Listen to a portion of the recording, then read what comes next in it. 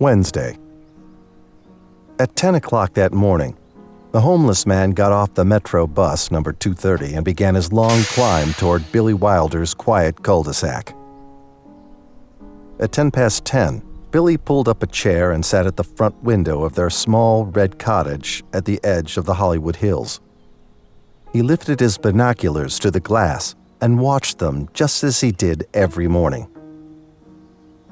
How annoying they were, Billy thought, barely able to take his eyes off of them, playing basketball all day, every day.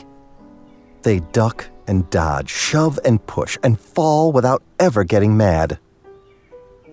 George was clearly bigger and stronger, but he never really used all of his strength against the skinnier, more tense Ben. And Ben knew this, thought Billy, and took advantage of it.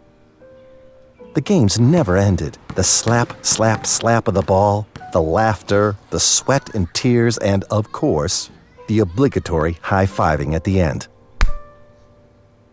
Do you have any idea how dumb it is to waste 2 hours trying to put a ball in a net? Billy commented just as he did every morning. Emma, Billy's mother, suddenly stopped typing. Well, you waste approximately 2 hours every day just watching them put a ball in the net. No offense, but that seems dumber. Miles laughed. She's got a point, son. Billy's face went red.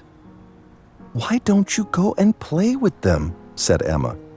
They've asked you to play at least 5 times since we've been here. At 10:35, the homeless man was already halfway up Ridpath Drive. Billy adjusted his binoculars and placed his elbows against the window frame. Unbelievable. So go and play, Emma repeated. Did you know that Mozart completed his first symphony at 8 years old? Emma and Miles shared a knowing smile. Is that so? And Picasso completed his first portrait at 9?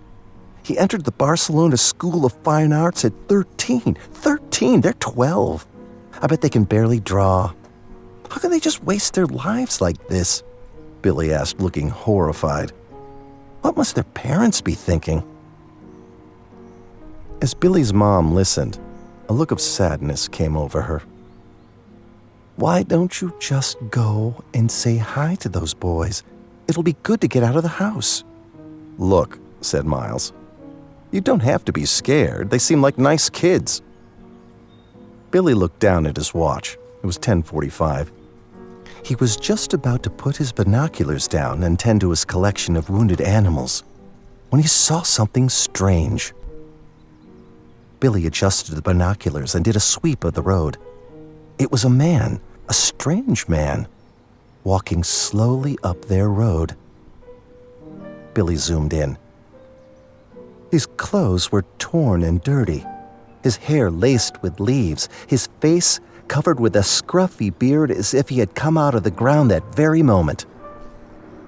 He stopped in front of a house just a few doors down from where Ben and George were playing.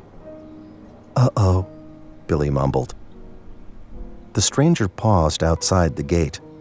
Billy watched as he reached for the latch, lifted it, and walked up the walkway towards the perfect little house.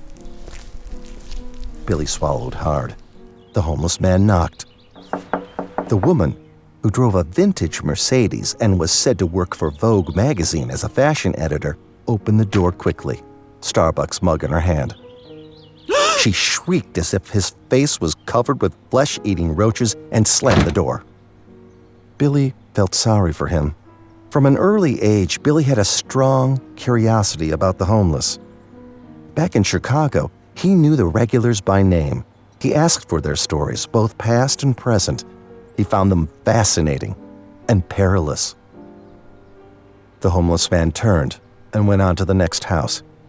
The next house was where Old Man Truman lived. Don't go there, Billy mumbled. Billy bit his lip. He was about to knock on his door. What would he do to someone like him? Scream in his face? Slam the door against his nose? Call the cops? Billy strained to get a better look at the stranger, but he disappeared from view. He was about to open the door to get a better look when... "Hey, Billy," Miles interrupted his surveillance. "Instead of talking to yourself all day, why not just go up..." Before he could finish his sentence, Billy was gone.